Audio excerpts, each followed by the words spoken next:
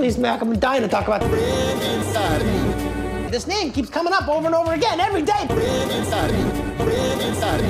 I look at this whole box is inside me. So I say to myself, I gotta find this guy.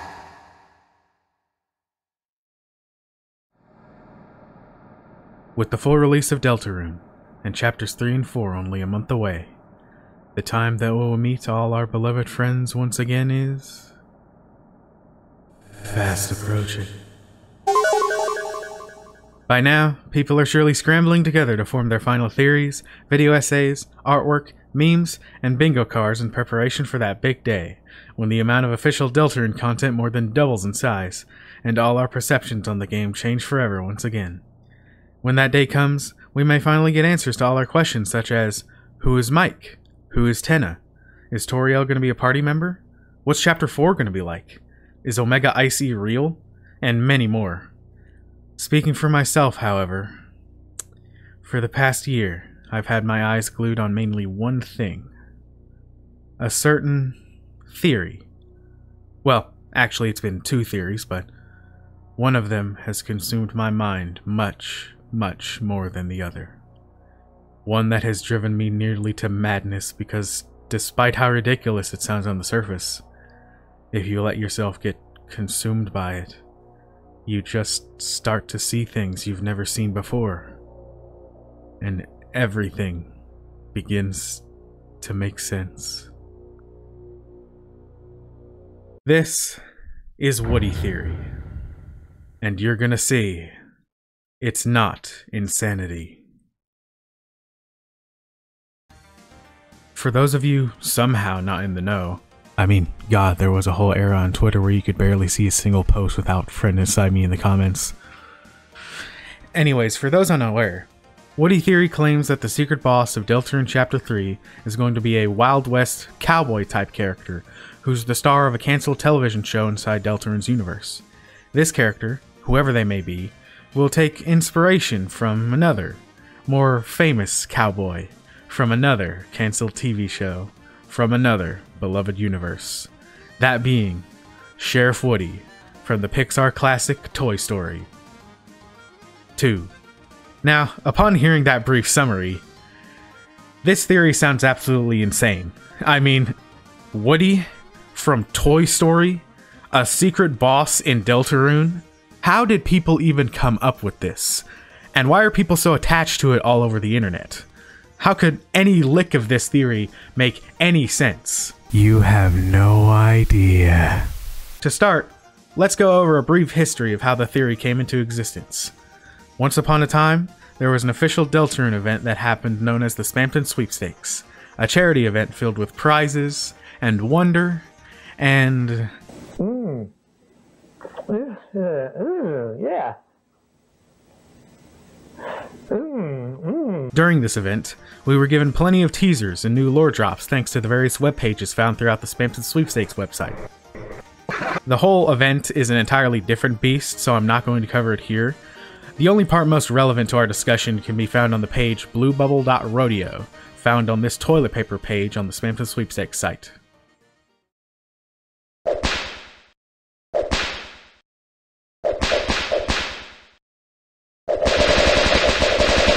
As you can see, this page seemingly teases, quote, 2 minutes of mildly entertaining shootout action, and shows off Chris and Susie in some fashionable cowboy attire. However, our hopes were broken when Toby released the Spring 2023 newsletter. In it, he announced that the alleged cowboy scene that was teased to us on the website was in danger of being cancelled, with Toby saying, quote, well, that's how cowboy shows go, I guess. Wait a minute. Cancelled? That's surely an odd way to say the team's cutting a segment out of the game. I mean, not to argue over semantics, but that is a really strange word to use when describing the removal of game content. People almost always say cut, or removed, or scrapped. It's weird. Like, same with that last line. That's how cowboy shows go, I guess. It's all just strange. It makes me think less about video games and more about television. And the death of the Western. Anyways, that newsletter was really the spark that caused the birth of Woody Theory. Which, I should mention something that's pretty obvious, but I'm not the inventor of Woody Theory, and I'm surely not the first person to talk about it on the internet before. The Deltarune YouTuber Spooky Dude was really the one who pulled it out of the depths and into the twisted minds of the fandom. I'd highly recommend watching his video on the theory if you haven't already. With all that being said, I wanted to share my own interpretation of the theory, as I believe I found plenty more unique things to talk about. This interpretation goes much deeper into the details of what this theory could mean for the game, and everything that I found that could possibly tie back to it all. Get ready. It's gonna be a wild ride. So, let's start with a very important explanation first. How does our dear friend, Sheriff Woody, fit into all of this? How did he become the centerpiece of Deltarune brain rot? Well, if we start with the Toy Story franchise first, we can already find a few similarities between the lore of the Darkners in Deltarune and the lore of the toys from Toy Story. Both species are inanimate objects that are alive or come to life through some supernatural means. They both have this desire to serve and entertain the higher beings they were made for, humans or Lightners, and they both seem to struggle with the hardships that come with their purpose, afraid of being abandoned by their higher beings and getting lost in the dark. I'd say these characters are all quite similar, but these realizations only came in hindsight. What really caused us to start making the connections between Deltarune and Toy Story back when this theory was born? Oh yeah, those Toby Fox shitposts. I will never die. Many years ago, Toby Fox used to post random edits of the Toy Story song, "You've Got a Friend in Me," to his Tumblr account. He's made several different variants, with the most infamous edit being posted on September 23rd, 2019, when he changed the titular line of the song into a phrase that now echoes in the minds of all Deltarune fans.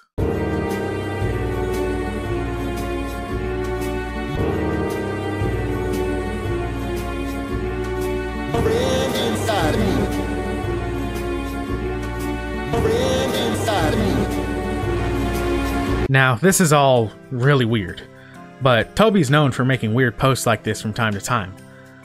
But once it was announced that the cowboy segment was being cancelled in such a strange way, people remembered these old Toy Story posts that Toby made and wondered if there was maybe a connection here.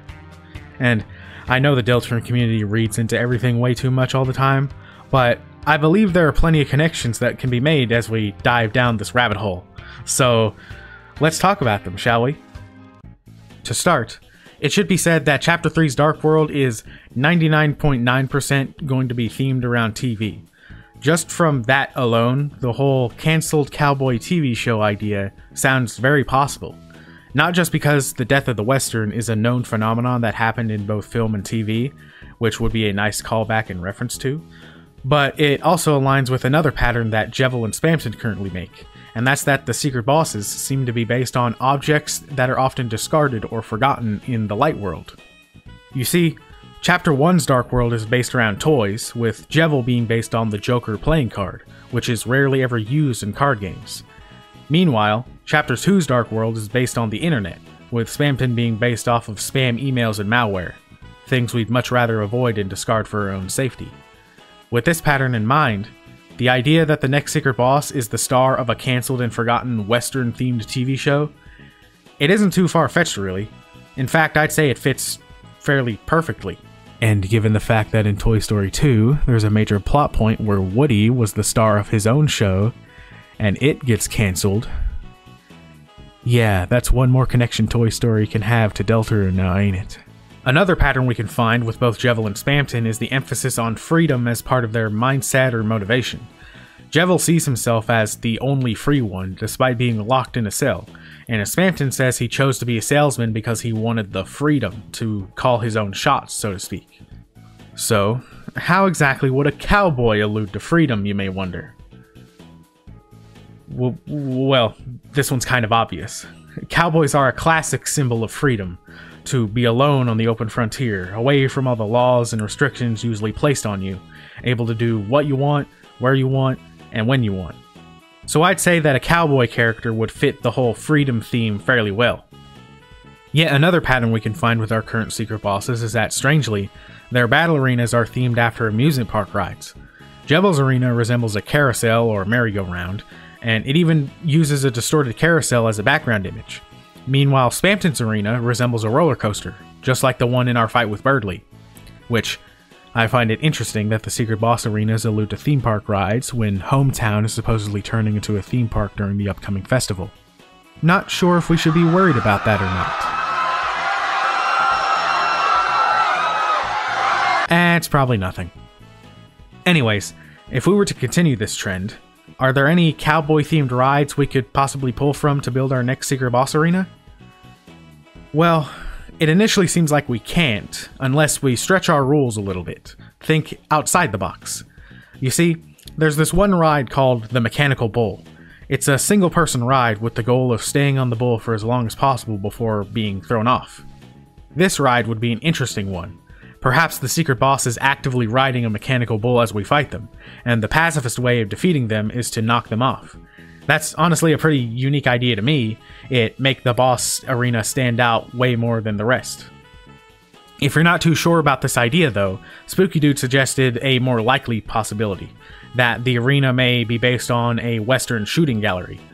It's not exactly a ride, but it is found at theme parks, so it could possibly still fit.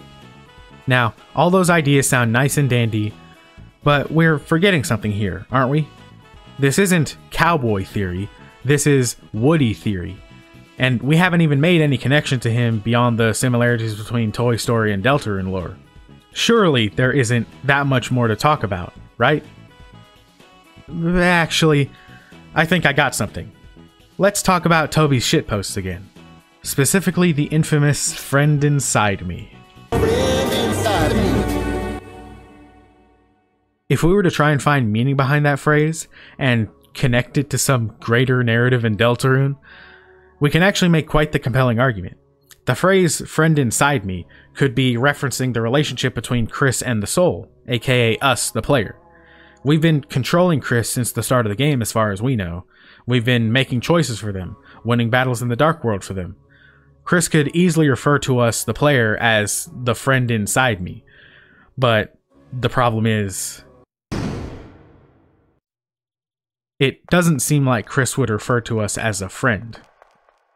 When making this connection, it strangely brought back the thought that Spamton, the secret boss of Chapter 2, seemed to parallel Chris in his desire to be free from any control or binds that kept him from doing what he wants. I know this theory is making a lot of assumptions, but it's possible that Toby may have other secret bosses parallel Chris or some other characters in the future. And for the sake of this theory, let's assume that Spamton is now the start of a pattern where the secret bosses will parallel Chris in some way. Jebel is kind of a special case in that he doesn't seem to parallel anything as strongly as Spamton does, but it's possible he just doesn't have as much depth, as he is the first of many secret bosses that we will encounter. The fact that you can completely ignore him, unlike Spamton, sort of shows that he wasn't meant to hold as much deep lore as the crazy salesman who got a whole website based off of him. So if we were to continue this pattern, and thus the secret boss of Chapter 3 will parallel Chris in their own way, then perhaps focusing on the ways which the player controls Chris and how Chris reacts to it would be an interesting focus. So, how would a character, inspired by a toy with a voice box that can be pulled to let it speak only a limited number of phrases, possibly be a good parallel? I mean, one can even describe that interaction as similar to how video game protagonists have limited dialogue options, huh? Perhaps the secret boss can focus on how we control Chris's words specifically. Do the things we say to other characters as Chris accurately mirror what they would want to say? I would argue not, and there's already been several instances where Chris's feelings seem to slip through the veil due to or despite our choices. Like responding in a confused way when Susie asks who they want to bring to the festival, or yelling after the Spamton Neo fight. There's even this debate on how Chris feels about Ralsei. There are loads of instances where we can interact with Ralsei in a much friendlier way than Chris seems to actually feel about him, with how Chris responds to Ralsei tea being one of the lowest healing outcomes for them. Chris doesn't seem to like Ralsei very much. All of that forced emotional repression can make for quite an interesting narrative if we apply it to our upcoming secret boss as a parallel. As I said, Woody is known for having a voice box in his chest. Perhaps there is a friend inside him as well, controlling their every movement and speaking out for them. That little voice inside me would never leave me alone if I gave up. That part of you that tells you things, what you're really thinking. Fascinating. So your inner voice advises you. What? Perhaps we'll get to see a bit of the inner thoughts of this secret boss, trying to escape some possession that they are currently undergoing. And perhaps, just like how Jevil and Spamton speak in their own wacky and unique ways, this next secret boss can only ever talk in a limited set of phrases and words. Perhaps that'll be the next speaking style the fandom uses to sound insane outside of our space.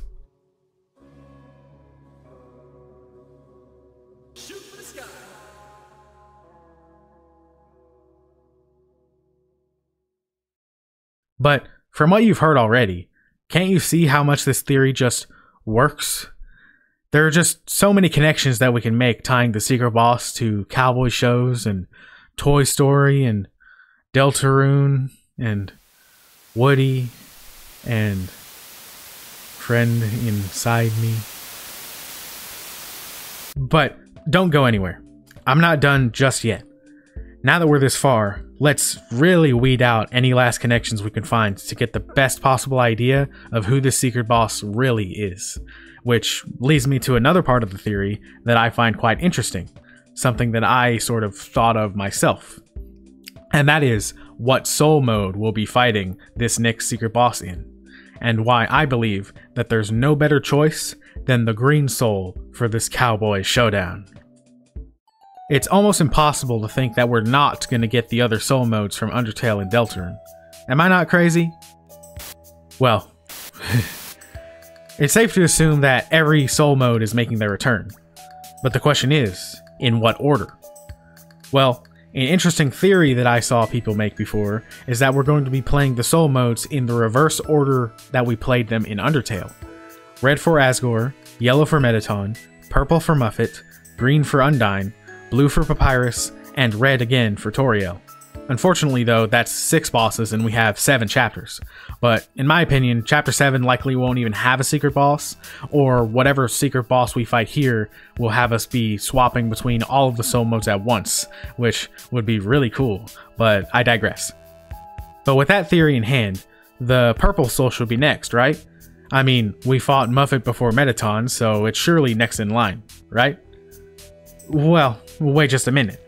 I have also heard the idea that the soul modes could go in the reverse order that the fallen humans fell in the underground, which is slightly different from the order that we use them in game. The purple and green souls swap places here, which I should also note that we don't actually really know the confirmed order that the fallen humans fell in the underground.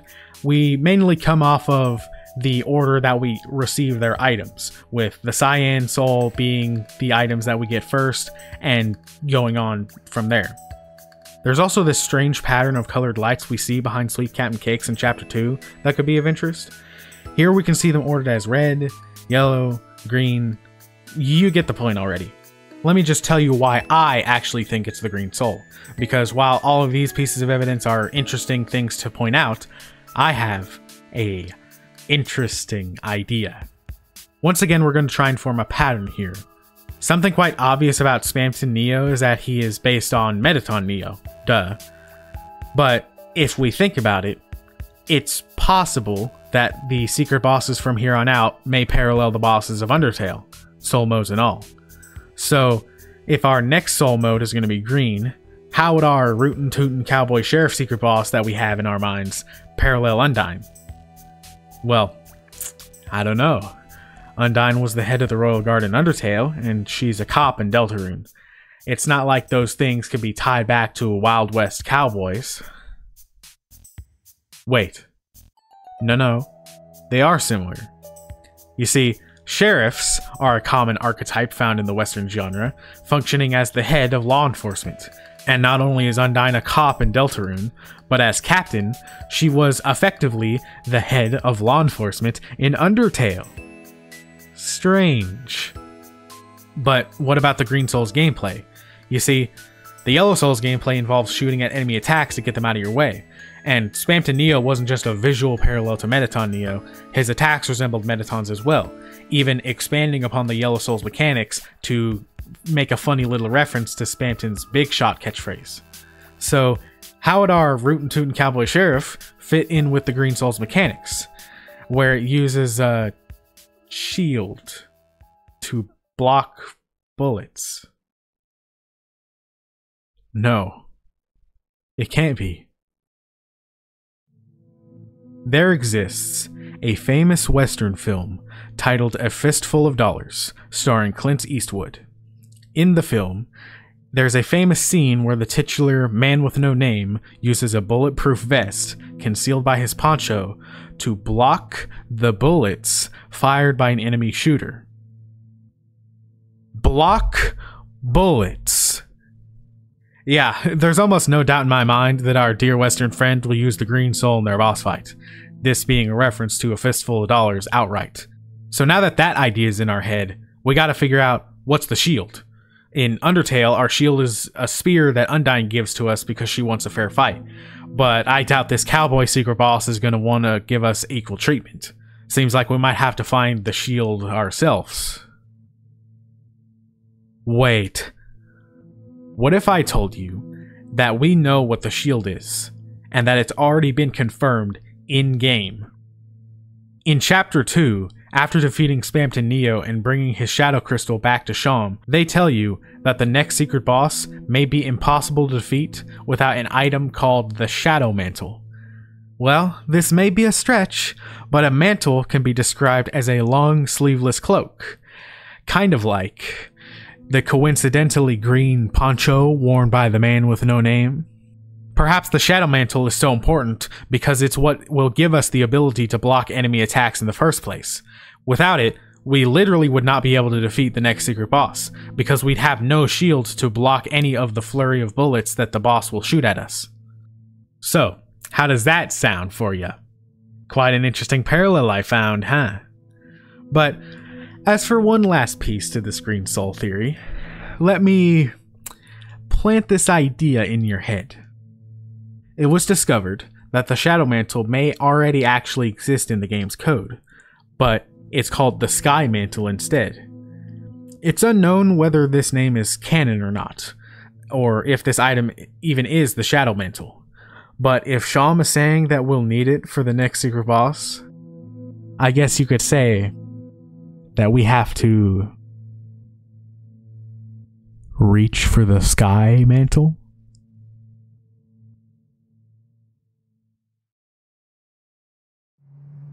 Perhaps now you're able to see just how likely this theory is to be true. Good thing we'll be finding out in only a few weeks now, huh? So, to summarize, I predict that the secret boss of Deltarune Chapter 3 is going to be a cowboy sheriff type character. They were the star of a Wild West TV show that was cancelled a long time ago, possibly by Tenna, and they're starting to grow insane just like Spamton and Jevil. The cowboy will parallel the way we control Chris's voice. We are the friend inside Chris, just as the cowboy has a friend inside them. Perhaps this boss will also sport a unique speaking style, only able to talk using a set amount of words or phrases, just like how Chris is forced into speaking through our dialogue options. When we fight them, we should be lucky to have found the Shadow Mantle, as it'll be used as a shield to block the cowboy's attacks. If we choose to go the pacifist route, we might have to buck them off of a mechanical bullet they're riding, or do something related to targets in a shooting gallery. Now that was a quick summary of stuff that I already said, but I actually have a few more little theories that I'll lay down now. Might as well have fun and guess the whole package for this boss and not just whether or not it'll happen. The first of these addendums is the weapon and armor that this boss could drop. You see, Jevil drops a weapon for Susie, and Spamton drops a weapon for Ralsei, so it would only make sense for this secret boss to drop a weapon for Chris. But to be fair, I don't really know how a cowboy could drop anything related to a sword, so I had to sort of be creative and stretch the idea a bit. So imagine if a spur, those spinning spiky things on the heel of a cowboy's boots, were turned into a sword. Imagine like a giant pizza cutter or something, but it was a spur instead of the blade. Anyways, it's much easier to guess the armor, which could be either a cowboy hat or a much funner idea, the pull string. It'd be like the shackles in Chapter 1. It could very well work as an armor piece. And honestly, I think it would fit for the secret boss fought in Chris's house to be the one who gives them a new weapon. I also think it would be interesting if this cowboy secret boss had a very personal connection to Chris. Imagine, Chris watched this cowboy show as a child, possibly with Azrael, and similar to a plot line in Toy Story 3, Chris grew up, forgetting about their love of the show and its star. That would be an interesting relationship, wouldn't it?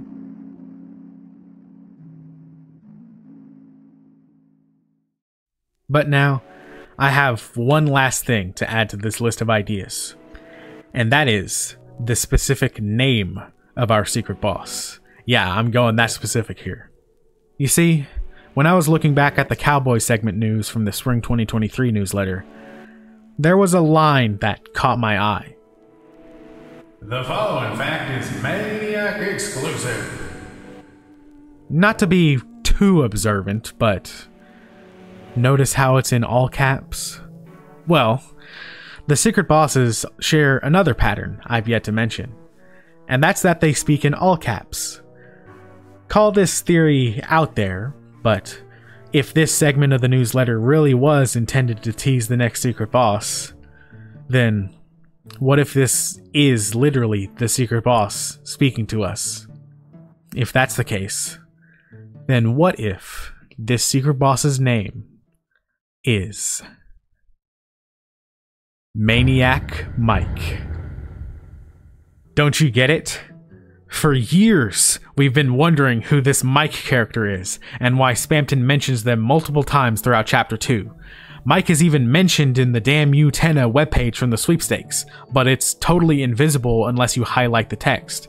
The fact that it was hidden like that must mean that Mike is important somehow.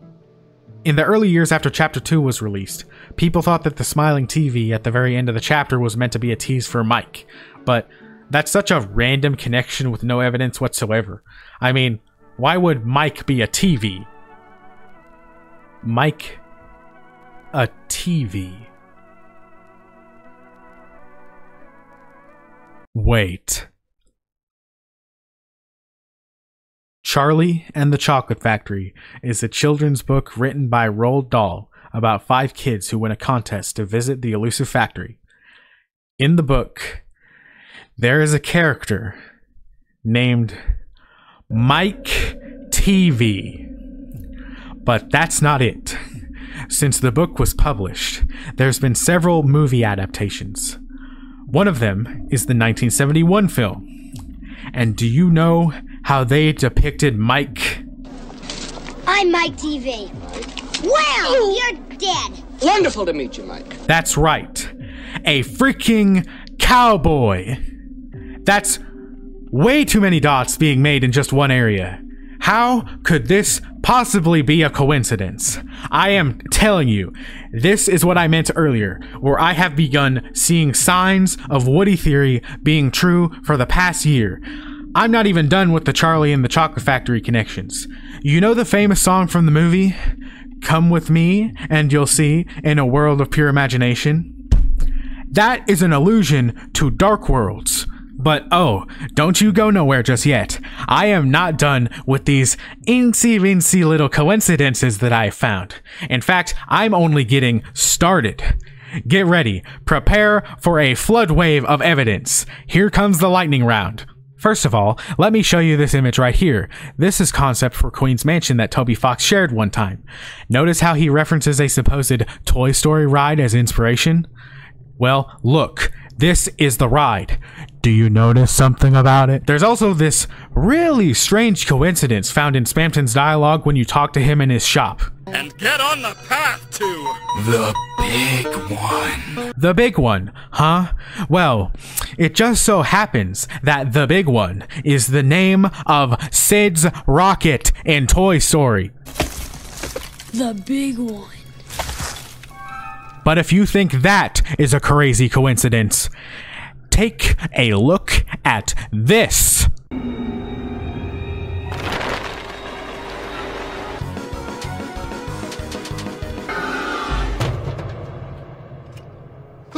Living in a goddamn garbage can? This right here. This is what sent me on the mission to make this video. When I watched this scene again, my jaw dropped. It is just too strange. It is too much of a coincidence that these things happened in the same scene, and just the two secret bosses. Do you see what I am seeing here? And the fact that this is the sequel, this is the Toy Story movie that shows us Woody's Roundup, Woody's canceled TV show. I am telling you, Woody Theory is real. Friend Inside Me is real. Just think of the original lyrics to the Friend Inside Me song. When you're miles and miles from your nice warm bed, falling into a dark world sure feels like you're miles away from home, huh? We stick together, we can see it through. The secret bosses turn into items that come along with us on our journey. Guys, you're gonna see, it's our destiny. That is the prophecy. That is the roaring. But there can't possibly be more, can there? Howdy. Howdy! Chapter 3 is also in Azrael's house. Huh? Why did Sans say that? Why did he say it in that way? Look at this photo of Toby Fox. What the hell is happening? Why does he have these? The men inside would. The men... Schmoes and Dave's. Delicious hot schmoes. Did you know Spamton was teased in Chapter 1 when this cat said Big Shot? Yes. I wonder if this won't be the only place where a secret boss is getting teased. The answer is inside me. Can't you see it? Can't you see the signs everywhere? This is going to happen, and I am one of the only people who sees it. But as for my last piece of damning evidence, take a look at this clip from episode 3 of The Amazing Digital Circus. And now I'm just starting to wonder if the Wild West was even a real direction at all. Whoopsie Did you hear that? Kane mentioned westerns. That's funny. You want to know what else is funny? Kane's voice actor is Alex Rochon, who is famous for voicing Spamton. Coincidence? Maybe, but let's take a look at this. This is Kane, right? Notice anything strange about him? Anything weird? No? Well, how about now? Kane looks just like Image Friend. Image Friend has pink and yellow eyes, just like Spamton. And Spamton is voiced by Alex Rochon. Alex Rochon voiced Kane. Kane mentioned westerns. Kane also looks like Image Friend. Image Friend has pink and yellow eyes, like Spamton, voiced by Alex Rochon, who voices Kane, who mentions westerns, who looks like Image Friend, who has pink and yellow eyes, just like Spamton, just like Alex Rochon, just like Kane, just like Spamton, just like Alex Rochon, just like Kane. It's all connected. It's all real. Woody Theory is going to be real.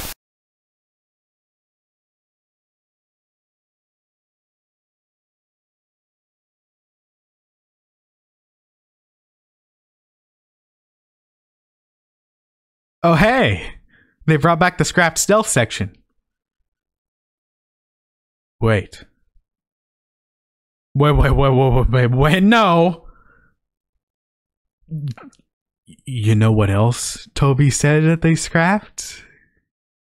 Also, doesn't this place look like a western to you?